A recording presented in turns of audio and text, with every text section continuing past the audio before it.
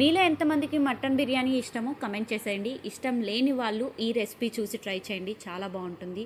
Mutton మునిగేంత వరకు ఒక విజిల్లో పెట్టేసి దాంట్లో జింజర్ గార్లిక్ పేస్ట్, కొద్దిగా మిరియాలు కూడా వేయండి, బాగుంటుంది, ఘాటు ఉంటుంది.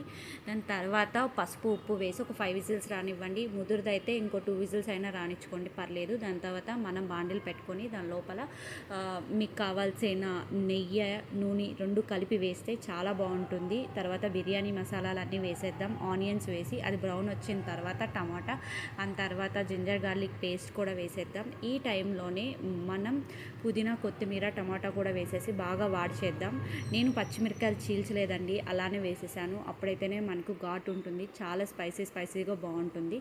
తర్వాత మటన్ వేసేసి దాంట్లో గరం మసాలా ఇంకా కొద్దిగా కొరియాండర్ పౌడర్ కూడా వేసేసి కొంచెం సేపు బాగా వేగనిద్దాం, ముక్కలకంతా పట్టేటట్టు. ఈ లోపల మనం పెరుగులోకి గరం మసాలా, కొరియాండర్ పౌడర్, కాస్త కారం కూడా వేసి బాగా కలుపుకునేద్దాం. ఇందులో మంచిగా ఉండలు లేకుండా కలుపుకొని ఇప్పుడు దాంట్లో వేసేద్దాం.